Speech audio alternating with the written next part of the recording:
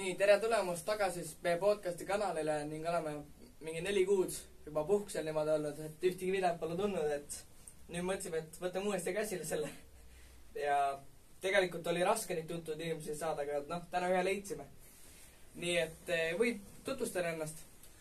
Mina olen Tarmo Sõber, sündinud 50 aastat tagasi Tallinnas. Tallinnas käisin koolis 16 aastat. Ja kui kool lõppes, siis ülikooliga, mis oli selle lavakunstikateeder, kui see läbi sai, siis läksin tööle Rakvere teatrisse aastal 1996. Ja siiamaani olen töötanud põhikohaga Rakvere teatris, aga ilmselt vaatajad tunnevad mind rohkem teleekraanilt, et siis noorematele vaatajatele kättemaksukontoris esimest korda astusin üles aastal 2010 detsembris ja siis 2011. aastast olen olnud siis nagu läbi kõrvaltegemine. Aga vanemad vaatajad ilmselt teavad Õnne 13 mind, kus ma olen esimene suts oli mul kooli ajal veel 96. aastal, kus mul oli väike episood, aga siis ütleme tihedamalt siis olen jäänud sinna 2003 hakkasin mängima Õnne 13. Pigem jah, vaatavad seda kättemaksukontorit iga päev. No noored jah. Noored jah, aga need vanemad vaatavad seda Õnne 13. Tihti on see jälle, et ega pult on noore inimese käest perekonnas, et siis vaatavad vanemad ka seda, mida et laps oleks rahul, siis vaadatakse seda, mida laps tahab. Meil on igasugu küsimus, et sa oled igas teatris osalenud. Ma panin su nime sinna. See oli õudsate teatrite nimekiri. Teatrit, seal oli ilmselt etendust või lavastusi on mul Rakvere teatrist tulnud välja nüüd reedel. Täna on meil teisipäev. Reedel oli meil etendus Rakvere teatris järjekordne, see oli minul Rakvere teatris 85 etendus. Tähendab seda, et 85 uus lavastust olema Rakvere teatris välja toonud. Lisaks sellele ma arvan, ma ei ole täpselt lugenud, aga natuke üle 10-ga, ütleme, suvel me mängisime Vargamäel see aasta Piibeteatriga, mängisime ühte siukest tõsi elulist lugu. Ja muid asju veel, ütleme, siin-seal on tehtud, jah. Teistes teatrites ma selles mõttes ju minu mõelest mänginud ei olegi. Mis su lemmik üldse teater on, kus sa üldse osalenud, ise oled? Ei, mina olen ainult Rakvere teatris osalenudki. Minul selles mõttes lemmikteatrit ei ole, et ma olen mänginud teiste teatrite lavadel, aga Rakvere teatri etendusi. Et teiste teatrite etendustes mina kaasa teinud ei ole, ei tule küll ette praegu. Kunagi pakuti Draamateatri kutsus, aga siis ei saanud kahjuks minna. See oli väga ammu.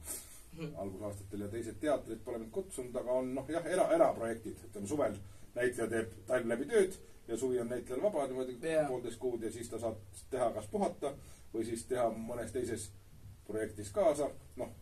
Mille plussiks on kindlasti, et näed teisi näitlejaid ja saad natuke raha teenida juurde. Muidugi.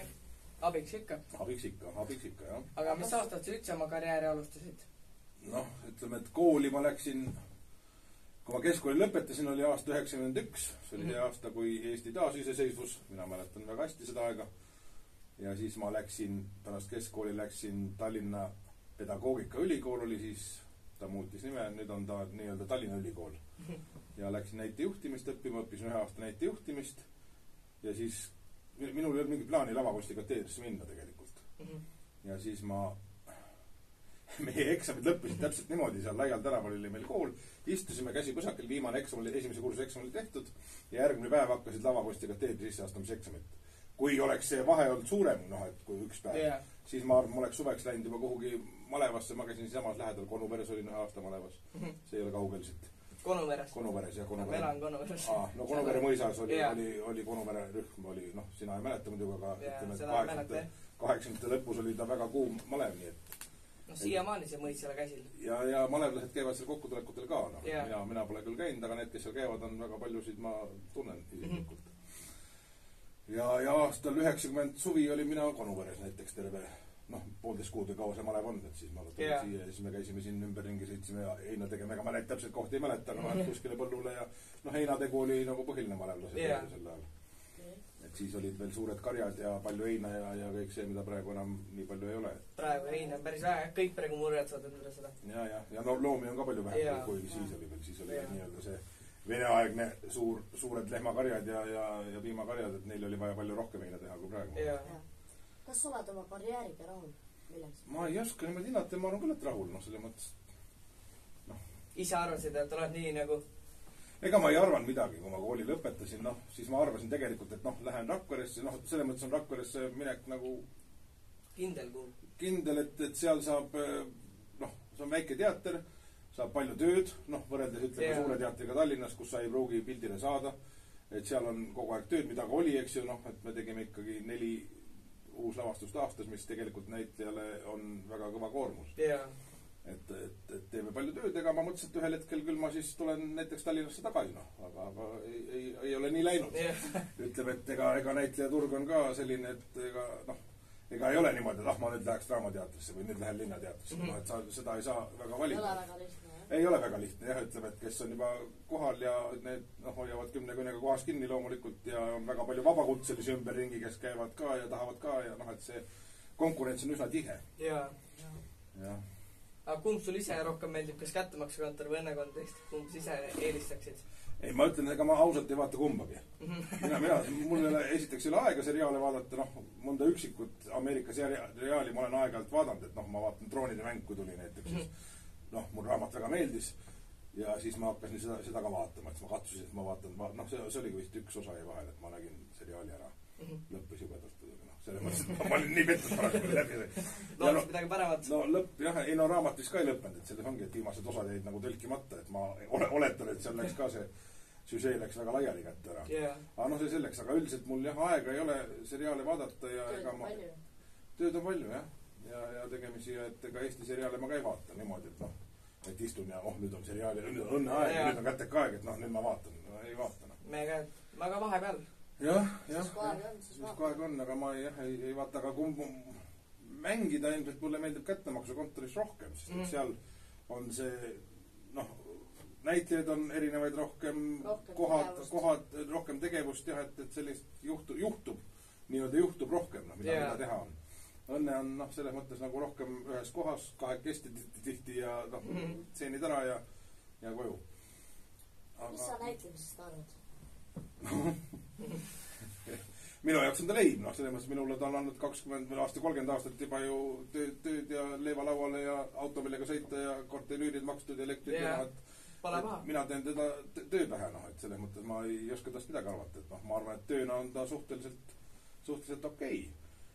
Et ta ei murra konti, heatubane töö, eks ole, soojas kohas, riik annab riided selga, et lavale minna ja tee, eks tal on omad kerged ja rasked hetked loomulikult, aga ma arvan, et see on lihtsam ja ega ma eriti muud midagi ei oska teha ka, või kas ma sedagi oskan, aga selle mõttes ei ole must kätega töötegijat, et ma väga osavalt midagi nikerdaks või ehitaks või teeks või et seks ma võiks segu vedada kuskil ehitusel, aga ma ei tea, ma arvan, et see ei meeldiks mulle rohkem.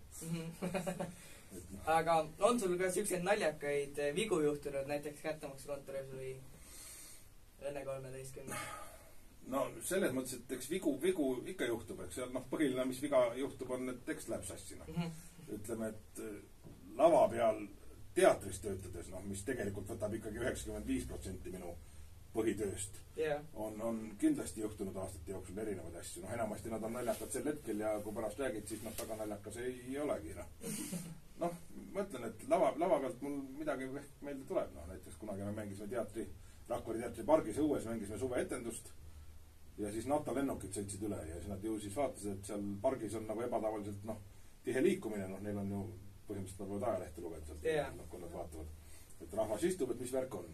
Ja siis hakkas tiirutama, aga kui sa kutad ette, et lennuk tiirutab sul pea kohal, ega sa selle all mängida ei saa. Kuulda ei olnud, üritasime rääkida, kuulda ei olnud midagi, oota, et mingi ära, eks ju, nemad tiirutavad, tulevad aga jälle. Et algul oli naljakas ja ühel hetkel läks mis me siis teeme siis, et ta pooleli või Ja kõige naljakam oli see, et samal ajal, kui nad tiirutasid, olid need näitlejad, kes lava taga istusid, kellel oli Facebookis, näete, juba on Facebookis üleval. Rakvere teatri etendus seisab, NATO lennukid tiirutavad.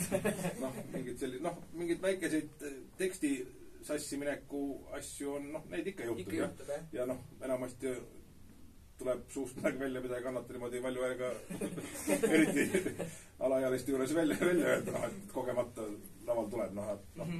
Aga näiteks üks lugu, mis juhtus meil Sveigi etendusel, see oli aastal enne 2000-ndat igal juhul. Me mängisime Velva Väli ja Ardo Varresiga, kes on mu kursuse vennad.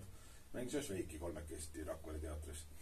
ja seal oli niimoodi, mina olin Šveik kogu etenduse ja Velvo ja Ardo siis vahetasid, noh, Šveigis on väga palju tegelasi, noh, seal muudkui tuli üks tuli ja teine läks, noh, küll naised, küll mehed, noh, kõigil vahetusriiete, teine parukas, teine vunts, teine abe, noh, et neil vahetati ja seal oli üks stseen, kus Velvo pidi mängima ühte ungarlast, Kaakonit, kellele siis Šveik ja Paluun, teine sõdur, läksid kirja viima. Ja ungarlase iseloomulikuks jooneks siis oli siuksed pikad punased vuntsid, noh, et siuke, noh, ungarlane mingi müts oli peas ja me olime siis ukse taga, koputame ja ei tule seda ungarlast ja ei tule. Ja noh, et see on, laval on 5 sekundit ka väga pikk aeg, noh, kui tükk seisab, siis see on, noh, praegu 5 sekundit läheb nagu lupsti, aga laval on siuke pikk aeg ja ei tule ja lõpuks tuleb ilma vuntsideta. Naerav. Ja rahvas ka naerab. Mis siin naljakat on, okei, vuntsi ei panda, mis siis? Ja siis sain aru, mis rahvas naerab. Ja miks veel vuntsi ei ole. Siis lihtsalt, noh, et vuntsid kiiresti ette läheb, siis nad pannakse kahepoolse teibiga. Noh, ja kahepoolne teip on seal tooli peal, lava kõrval, Velval tuleb, lükkub vuntsid ette ja tuleb, eks lavale. Siis võtab, noh, samamoodi liivi puhastamine võtab kaua aega ja et saab teibiga ära võtta ja siis paned juba järgmise asja või mis sul on, eks ju, kiire vahetus. Aga noh, kui me lavale läksime, siis meil oli hetk aega, siis Ardo oli, tal oli pann oli veel käes, noh, tema mängis sugust hästi ablast sõdurit, kes sõi kogu aeg, temal oli pann käes. Ja siis tema võttis seal korraks istet seal tooli peal. Ja siis te võite arvata, kus need vuntsid olid. Ardo tagumiku peal suurelt sorgus punased vuntsid ja Velvo nägi seda ja nii kui laval sõin, siis ta ka naeris. Mina nägin, ma hakkasin ka naerma muidugi, noh, et sellist asju tuleb laval ette, noh. Jah, eks laval on juhtunud kindlasti, ega kõike tule meelde ja mõtlen, et enamus Velvo ise oli väga kõva naljade väljamõtleja, noh, ta näiteks oli meil Shakespeare'i etendus Torm, kus 2 noort naisnäitlejad pidid mängima tuuba on see suur puhkpill, noh, mida tuleb puhuda. Ja siis Velvo mõtles enne, mis ta teeb. Ja siis ta määris tuubahuulikud pruuni rimmivärviga kokku, noh, ta tegi pruuniks, nii et noh, värv, ja kui sa paned selle süüu, siis suudad ümmarguselt pruunid, noh, siis oli nagu välja rabane. Aga no mõtlen, need on siuksed nii-öelda inside joke'id, et ega nad, noh, rääkides alati võib-olla nii naljakad ei ole, aga kui mõtled ja sel hetkel on ta päris naljakas. Jaa. Kas sul on vajalikku tööd vahetada? Et kohe päris mingi teise töö peale? Jah, et... Ei ole, ausalt või see ei ole. Mõtlen, noh, ma ei oska eriti midagi muud teha või noh, midagi, noh, et ma ei tea, pagariks või kokaks või politseinikuks või noh, niimoodi ma... Politseinikuks küll sobid. No, ei sobi tegelikult, sest mul puuduvad absoluutselt oskused politseiniku tööks, noh, ja ennekka omadused. Ma pole politseikooli ju läinud ja ega see, mida te telekast näete, ega see ei ole päris politseinik. See ei ole midagi muud ikka, jah, et ma niimoodi selles mõttes ei ole, jah, et kui vähegi saab, siis ma jääksin ikka oma töö juurde ja saaks teha seda, noh, vaat see on hea töö, et nii kaua kui vähegi pea veel teksti kinni peab, saab seda teha, et noh, päris kõrge eani teinekord, et Kättemakse kontor ka ju koostame ainult komöödiast ja midagi on veel ju seal vahepeal. No eks seal on kõike proovitud teha, ma arvan, et ega kättemaksu kontor algselt ei olnud mõeldud, noh, praegu ta on ju kujunenud selgelt nagu, noh, noorte või laste seriaaliks, eks ju. Aga ta ei olnud kindlasti algul niimoodi mõeldud. Miks ta, ma ei tea, kas keegi on uurinud, miks, või noh, mis omadused need on sellel seriaalil, et ta mõjub nagu niimoodi lastele, et miks, noh, seda oleks huvitav teada, et teinekord saaks teha, teeme noorte seriaali või noh, keskmisele kooliajale, et seda saaks rakendada, aga ilmselt keegi, noh, meil sellist võimekust ei ole, et keegi seda uuriks ja selgeks teeks, et miks teile meeldib just see seriaal ja ei meeldi, noh, see või see seriaal, eks ju. Et ta, noh, jah, et tal on selline huvitav omadus, et ta kujunes nagu laste seriaaliks ja tänu sellele, et noh, nagu ma algul ütlesin, et pult on tihti just noorte käes perekonnas, siis ilmselt selle elu tegevus ongi nii pikk olnud, nagu ta praegu on, et ta hakkasid 2009 vist, et nüüd on juba 14 aastat siis. Et noh, see ei ole nagu Eesti seriaali puhul ka päris tavaline, et kaua toodetakse Eesti seriaali. Kaua neid umbes tehakse, neid saateid umbes? Nii kaua kui on vaatajaid. See on puhtalt see, et nii palju kui on vaatajaid, kui noh, vaatajad ära kaovad, siis ei ole enam mõtet teha, siis ta läheb kahjumisse. Kättemaksu kontoril päris palju vaatajaid. No mina jälle uuringuga ei tegele, jah, et mingil ajal oli väga palju, jah, ma ütlen, ma praegu hetkel ei tea, et ega kuskil TV3-s on need numbrid ilmselt vist. Nüüd ta vist käib üldse niimoodi, et lastakse algul seda Go3 või? Ja siis järgmine, noh, pool aastat hiljem ta tuleb vist teleekraanile või? Ma vist ka, keegi kirjutas mulle, ma täpselt ei tea seda. Palju nagu see üldse aega nõuab, et nagu see üldse valmis saada? Päris paar nädalat. No jah, seal käib ju, tal on ju 2 noh, et üks lugu on kaks seeriat, eks ju. Et algul vist oli minu arust ka üheseid ja oli ka kolmeseid, kui algul tuldi. Nüüd on nagu jäänud niimoodi, et on 2 seeriat on üks lugu ja kokku vist on 12 seeriat, ehk siis 6 lugu on hooajas. Ja jälle, mina ei tegele planeerimisega, ma ei tea tegelikult seda kahte seda seeriat, seda ühte lugu filmitakse korraga, et on mõlemad, eks ju, et siis näiteks korraga ühel päeval tehakse ära kõik meie kabinetisseenid, kus me Kristeliga oleme kabinetis, on see alguses lõpus, pluss veel ülekuulamine, mis on samas kohas, et see tehakse ka alati ühe päevaga ära.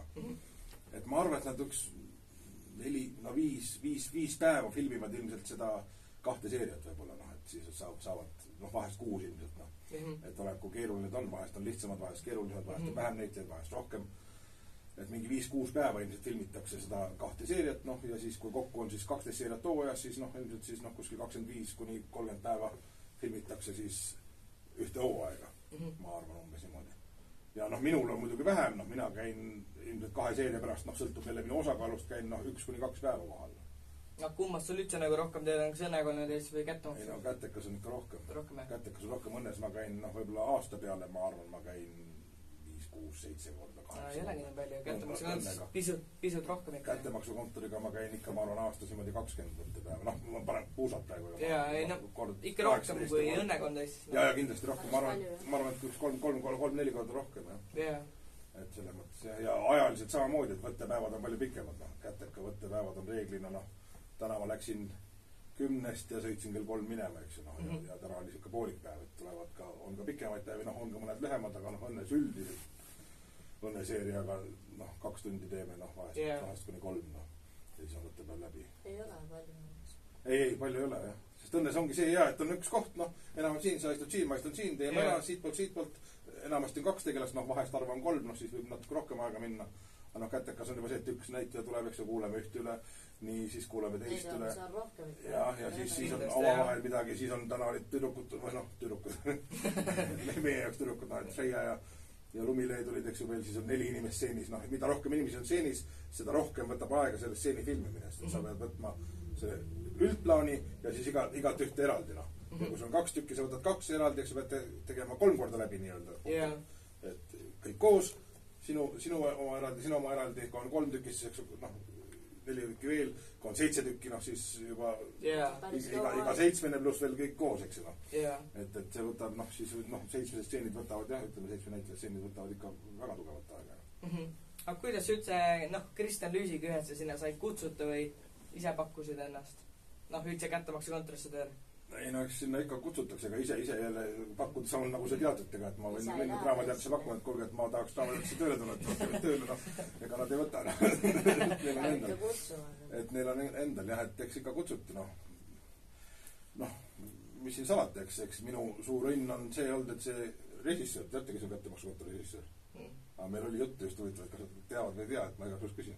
Ain Prosa on kättemaksukontori režissöör ja ta on ka Õnne 13 režissöör. Režissöör on see siis, kes paneb kokku, mida filmitakse, kes on näitlejad, kes on seal nooremad, vanemad, jah, et paneb kõik kokku, ütleb, et kus poolt ei jäid, tule sealt, mine selle pealt püsti, tõsta sealt, võta see, eks kõik seda juhib.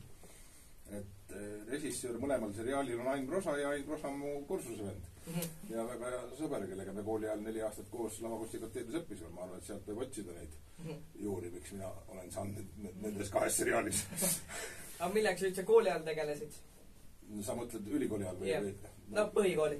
Põhikooli, sa tegid. Aha, okei. Põhikooli ma õppisin erinevates põhikoolides. Ma alustasin Õismäelt. Esimesed 3 aastat ma tegelesin õppimisega nii palju kui ema sundi. Et ei, tegelikult ka, et ema istus mul taga, ega ma tegelikult vedasin selle esimese 4 aastaga, mis ma koolis õppisin, vedasin praktiliselt keskkooli lõpuni välja. Et ma väga kõva õppija enam ei olnud. Aga hinded olid suhteliselt korras, keskkoolis juba läksid natuke käest ära, aga ütleme, et 8 klassi lõpetasin veel, meie ajal oli 8 klassi, oli see põhikoolis, 3 aastat keskkooli, siis oli 1 aasta vähem. Et 8 klassi lõpetasin veel 4-5-ga Õismäel. Aga, jumal, millega ma tegelesin? Erinevad, jah, siis oli veel nõukogude aeg, siis olid erinevaid tegevusi. Ma käisin giidiringis näiteks, mingi keskastmes, mis tähendas siis seda, et mind läksin pioneeride paleesse, mis on Mustamäel, see suur valge maja on peaaegu ka huvikeskus Kullo vist on seal peal kirjas. Mustamäel. käisin giidiringis, siis ühe korra nädalas õpetati meile seal ajalugu, räägiti Tallinna vanaline ajaloost, et saaks giiditööd teha, noh, nii-öelda, teine tund oli siis soome keel. Et noh, kus need turistid ikka tulevad, sellel, noh, Soomest tulevad. Aga ega ma giidina pole ühtegi gruppi, no mitte midagi, noh, ta lihtsalt mulle see vanaline ajalugu huvitas ja noh, soome keel, noh, ma ei tea. Ajalugu ongi huvitav. Ajalugu ongi huvitav, jah. Ikka huvitab inimesi, jah. Siis ma käisin erinevates trennides, olen käinud, ühe päeva olen käinud allve orienteerumise trennis, siis tulin sealt ära, rohkem ei tahtnud. Maleringis käisin mitu aastat. Õismäel oli siuke malering, sinna ma läksin 6-aastaselt juba, et ma käisin. Kaberingis ka. Kaberingis ei ole käinud. Maleringis ma käisin ka sellepärast, et no isa õpetas mulle malekäigud üsna noorelt selgeks. Ma ikka 4-5 aastalt oskasin, noh, kuidas malenõpud käivad, teadsin. Palju ma mängisin, noh, ega ma ei mängi praegugi, noh, selle mõttes, et ta ei kuhugi seisma see arengule. Ja siis me käisime, see oli simultanid, teate, simultan on selline, et on palju lapsi istuv ja noori, et ühel pool ja siis maletaja käib teisel pool ja käib, noh, mängib kõigiga korraga, noh, et käib korda mööda. Ja siis ma mängisin üks N1 oli üks Eesti maletaja, noh, siuke, noh, Eesti meitsuvõistlust mängis, aga noh, oli siuke tagapool otsas, aga noh, selles mõttes ta ikkagi mängis malet korralikult. Ja mina käisin taga 6-aastaselt mängimas ja mängisin kogemata viiki. noh, eks seal oli juhtus niimoodi, et ja siis tal läksid silmad suureks, kutsus mind maleringis. Ma käisin maleringis seal tema juures aastaid. Ma mäletan ikka 4-5 aastat vist käisin. Aga jah, ega ma, no eks ma arenesin ikka, aga ega ma nüüd, noh, malemängijaks ennast nüüd kindlasti ei loe, et ma arvan, et ma, no, eks ma olen unustanud ka, ma arvutis aeg-ajalt toksin, see chess.com on see pilet, et noh, saab mängida inimestega ja saab mängida arvutiga, noh. Suht lahe mäng oli tegelikult. No ta on lahe mäng, jah. On küll, jah, aga ma mõtlen, et noh, mul on kuskil, ma saan aru, et mul on kuskil need tõkked on ees, et ma... Nii, et kui praegu mängida, mängiksime, siis ma... Ei, no ma mängida oskan, ma kõiki tean ja eks ma umbes ka tean, mida jälgida, aga noh, et samas ma võin ka jätta midagi ette, et ma kõik ei, noh, mingi viguri kuhugi jätta lohakile ja ei pane tähele, noh, et üle mängu, kui ma arvutiga mängin, siis noh, ikka üle mängu vähemalt jääb mul midagi ripakile.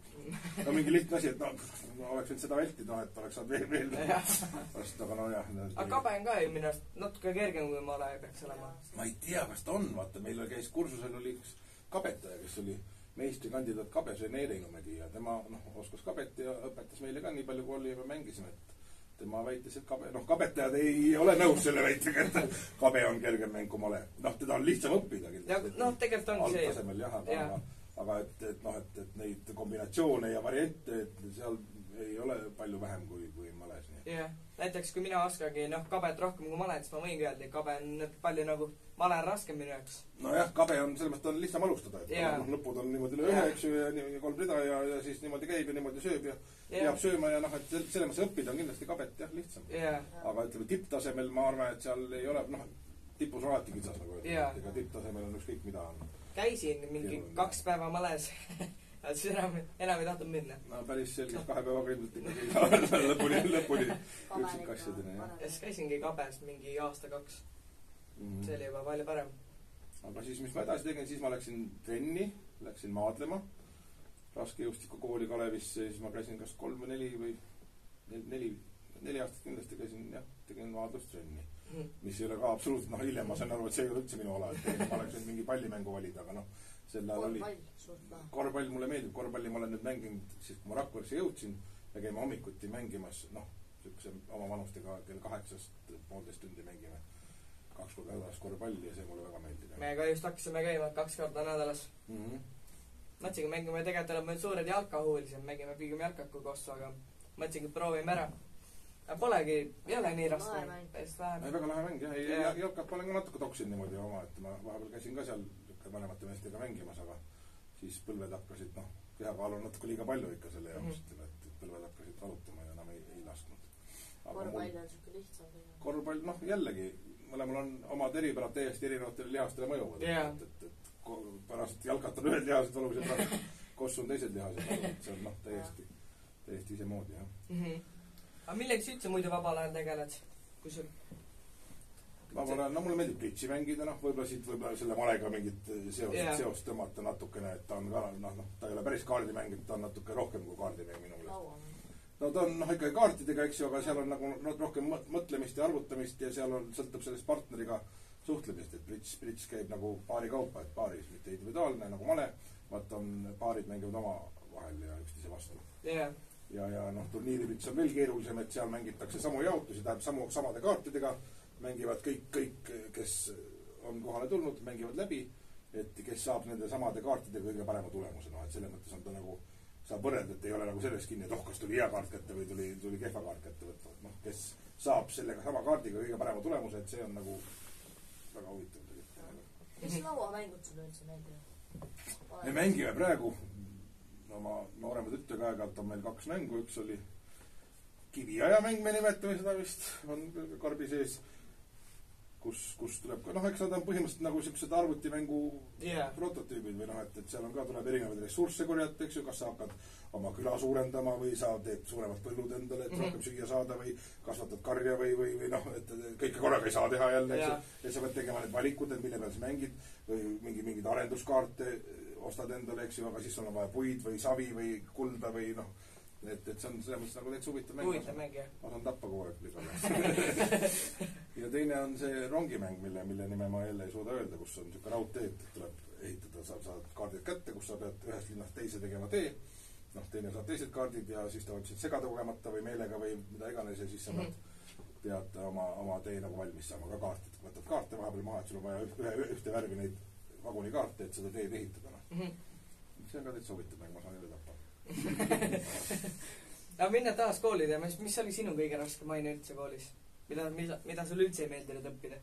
No keemia oli ikka üsna keeruline, keemiast ma ikka aru ei saanud, matemaatikast ma sain aru, kui ma viitsisin mõelda natuke nende selgeks teha, siis see oli nagu loetav, füüsik oli raskem, aga ka mingi piirini, võib-olla kuskilt läks nagu minu jaoks üle. Raske aine, jah. No raske aine oli, mida ma üldse nagu ei saanud pihta, oli saksa keel muidugi, see hakkas 4. klassis, hakkas meil võõrkeel. Teil oli ka mingi valik või saksa keel? Meil oli valik, jah, meil anti loosi, tõmmati loosi, et inglise keele grupp, saksa keele grupp 4. klassis, siis mina tõmbasin inglise keele gruppi ja siis ma vahetasin oma pinginaabriga, ema inglise keelt äkki oskab, et vahetame ära, tema tõmbas inglise keelt, ma võtsin saksa keele, mida mul kodus keegi ei osanud ja keegi ei osanud mind sundida ka, et peab õppima. Aga meil läks muidugi selles mõttes ka kehvasti, ega meil õpetajaid, saksa keele õpetajaid meil Õismäe koolis oli üks naisterahvas, tema läks dekreeti ära, siis ei olnud vahepeal kedagi, siis me istusime inglise keele tunni tagareas, ega keegi meiega ei tegelenud. Ja siis ta niimoodi läks, nii et kui ma keskkooli jõudsin, siis ega mul seda saksa keelt ikkagi praktiliselt 10 sõna ja kõik.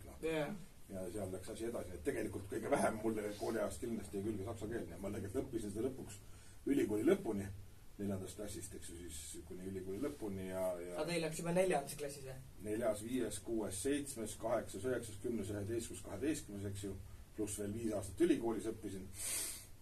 Ja ülikooli lõpueksamis, siis ma ülikoolis viimane aasta oli meil üksinda, sest meil oli hästi erineva tasemega oli see saksa keele grupp, kus oli osad tõlkisid keerulisi luuletusi, ja mina olin selle alumine pool, kes nagu midagi ei ole. Et siis mulle öeldi, et neid õppi see Friedrich Schilleri sonett kinnas saksa keeles pähe, et sinuga ei ole midagi teha, et loed selle peast ette, siis on ülikooli lõpueksam tehtud saksa keeles. Ma lugesin selle peast ette ja siis oli tehtud. Meil on praegu ainult ongi vene keel ja saksa keel või? Ja vene keel ja saksa keel praegu 6. algab meil. No vene keel hakkas meil väga vana, vene keel hakkas, see oli vene aeg, eks see nii-öelda või nõukogude aeg. Vene keelt me hakkasime esimese aasta poole pealt õppima ja minust natuke nooremad, kes läksid kooli. Ma tean, et mul naabripoiss, kes oli minust 3 aastat noorem, temal läks kooli 1. klassis, 1. tund oli vene keel. Läkski palju õnne. Vene keel ei ole väga raske, kui õpin need tähed. Sõnad ja no ta on jah, et ütleme, et nüüd läheb seda veel vähem vaja, et minu ajal räägiti ikkagi vene keeles rohkem, et ma arvan, mul siuke, ma vene sõjaväes ei ole ju käinud, mul täpselt see piir keskkool lõppes niimoodi, et ma enam ei pidanud õnneks minema. Et need, kes vene sõjaväes ka ära käisid, neil oli vene keel ikka korralikult suur, et mina saan niimoodi tänaval enam-vähem saan hakkama, et kui läheb juba keerulisemaks, meil on käinud vene lavastajad seal teatris, et siis ütleme, tööd teha vene keeles ikkagi ei oska, ma niimoodi ei oska sellel tasemel. No mul ka praegu ainult keemia istugi, füüsikast hakkan juba väikselt aru saama.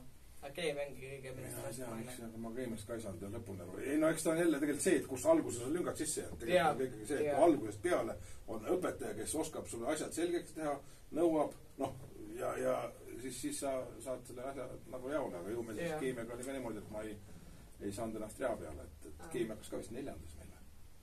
Päris vara ikka võrreldes meie. Võib-olla hakkas 5, ega ma ei pruugi praegu, aga ikka üsna varakult, jah. Ja ju siis oli üks õpetaja, kes, või ma ei tea, ma ega järje peale ei saanud, nii et ma mäletan, keskkooli ajal oli meil üks Eesti-aegne mees veel, esimesest Eesti Vabariigist, oli keemiaõpetajat ja ma ei saanud lootust. aga peale 12, siis oli juba keemiast midagi aru saada. Ausalt öeldes ei olnud mitte midagi. Ma oskasin võrrandit tasakaalustada, see on nagu matemaatika, noh, et kummale poole mida, seda ma oskasin, aga no mismoodi ta praegu käib, ma praegu enam ei oska, ma ei mäleta. Aga see oli mul ainult käimas, mul keemias selge oli, aga üle, millega, kuidas, mis on asjad, mis on Eestrid. Meil praegu ongi vist tasakaalustamisteema. Ja. Nii et võid aidata või? Tasakaalu, ei, no ma enam ei aita midagi, ma mõtlen, et noh, tegelikult, noh, ma sain laste puhul aru, et kuskil 6. klassis on matemaatikaga piir, noh, et siis kui lähevad nagu, tulevad need pikemad võrandid, et siis seda enam ei mäleta, noh. Et siis pead hakkama, noh, ma pean hakkama uuesti ise õppima, aga noh, sellel ei ole nagu pointi, jah. Et nii kaua, kui on protsent arvutis ja ütleme 4., 5. klass on veel okei, aga siis läheb kuskil 6. läheb. 6., 7. läheb, jah. Läheb minu jaoks liiga keeruliseks. Aga mis eksamid sul üldse olid kooli ajal? No meil olid varakult, noh, tänapäeval vist nii palju eksamid ei ole, noh, meie hakkasime juba 6. klassis, me tegime kindlasti vähemalt 2 eksamit. Matemaatika oli kindlasti, ma mäletan, ma vastasin Pythagorase teoreem oli mulle, midagi oli veel. Ja 7, no iga aasta olid eksamid, aga noh, eks need oli erinevaid, noh, selle 9. klassi lõpueksamid oli ju 5 või 4, noh, see oli kirjand loomulikult ja eesti keel ja... Aga olid kerged siis või? Ma ei mäleta. Ma mõtlen, see keskkooli lõpus oli mul saksa keele eksam, no see ei saanud kerge olla, eks no.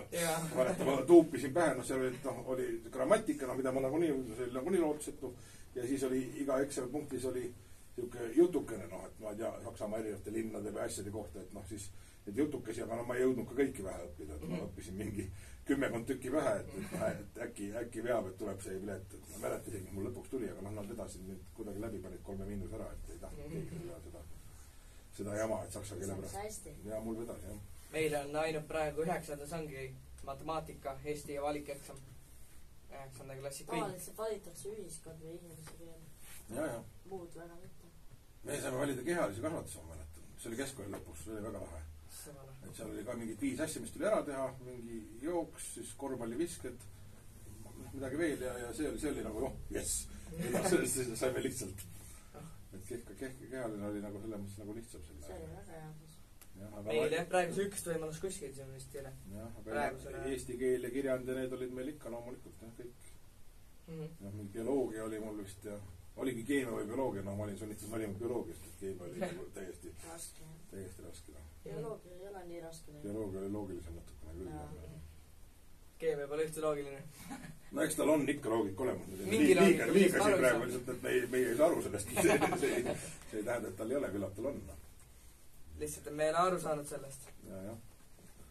No kõik sõltub, väga palju sõltub õpetajast, eriti just alguses, jah, ja noh, eks endast ka ikka, ega õpetaja ikka sulle selgeks ei tee, kui sa üldse ei taha õppust võtta, jah. Kui tahad, siis saad, kui ei taha. Aga noh, et kui on, noh, õpetaja, kes teeb aine huvitavaks, noh, siis on nagu lustiga õppida, jah. Et õpetajaid on väga erinevaid, jah. Jah. Polegi enam midagi rääkida, tahad meilt ka midagi küsida? No ma ei tea. Aga kuidas teil, miks teie nimi Tiks on? Ma ei teagi, kust see tuli, me mõtlesime, et siuke rahulik kõik, noh, võrreldes mingi teistega, noh, kelle me võrdleme, polegi kellegi võrrelda. Ja vähem praegu neid podcasti, mida üldse siin tehakse nagu Eestis. Eestis oli korvpallur Tiks, teate? Kui mina olin noor, siis Kalevis mängis Mihkel Tiks, mängis korvpalli, no minu seostas kohe põps Mihkel Tiks, et noh, mina mäletan, kui mängis, et kas on mingi korvpalli teemaline, või noh, ma ei tea, aga siis ma tegin lahti YouTube'ist ja siis seal olnud ei vist korvpall Mihkel Tiks, sellega seotud, aga minu esimene assotsiatsioon, kui ma lugesin podcast Tiks, siis mul oli kohe seos korvpalliga. Mõtlesingi nagu kõik teevad praegu, noh, tegelikult on ju üsna vähe neid podcasti, mis praegu üldse nagu Eestis tehakse. Tegelikult, ma arvan, et neid ei olegi väga palju olnud. Ma tean, et ainult on Reisi Vaakin ja need teevad praegu. Ma ei tea üldse. Ma arvan, et podcasti tehakse ikka väga palju, noh. Aga lihtsalt ei ole nii levinud meieni jõutud võib-olla lihtsalt. No jaa, aga noh, netis on ju olemas, noh, mingid poliitikasaated ja spordisaated, mina kuulan nagu paljud teevad striimi. See on päris levinud ikka. Ja, striimid on ka veel oma, et sellest ma ei oska palju rääkida, aga ütleme, et poliitika ja spordi ja noh, nüüd selle Ukraina sõja teemal on podcastid ja kus on ka pool tundi, tuleb üks külaline, üks ajakirjanik, eks ju, küsib, aga noh, seal on veel kõik võimalik, ma mõtlen seal. Ma olen jah, vähem neid podcast'e näinud, kui neid pigem näen striime. See on üks Märjamaalt, noh, sealt tagantpoolt, Sipa poolt teeb üks seda striimi ja Märt Koik. Märk Võiki ma tean, tema on ju ka poolelisti näitleja. Jah. Tema teeb seda striimi ja pigem jah. Teagi, kus see tuli, siuke rahulik. Mõtlesingi siuke rahulik. Tundus siuke lahe, aga ei, väga kehv nimi see on, mulle meeldib see. Kellelgi ei õnnud siukest nime, võtsime ruttu ära. Aga nüüd teame, et ühel korvpallur oli. Jah. Peame luba küsimus, võime kasutada ikka. No ma arvan, et ikka võib, ega ta oli mitmetähenduslik sõna, et selles see ei ole nii konkreetselt tema nimele tema järgis. Jah. Okei, aga väga huvitav.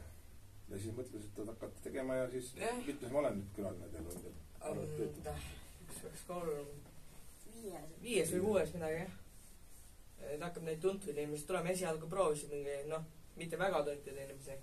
Mõtlesime mingist samast Märjamaalt ja näiteks Otto Marglinna video ja Remo Põltmann ja siis tuligi, Kanal 2 produtsent. Ja siis mõtlesimegi, võtame pigem tuntumaid. Ja siis kirjutasin kohe Kristjan Leisile.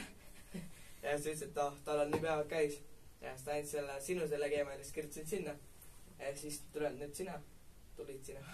No aga siis võitegi mõelda, et kes on Märjamaalt pärit tuntud inimesed, et see ei ole ka lihtne otsida muidugi, et kuidas nendeni jõuda, et Kerli Telloris ka.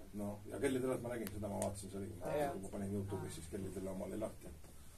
Siis seda ma päris lõpuni ei vaadanud, aga ma natuke tutvusin. Millega on tegemist. Ja siis kirjutasingi ja nüüd siis tuleb 12. oktoober tuleb Raivo Hein ja ta on ka päris tuntud inimik.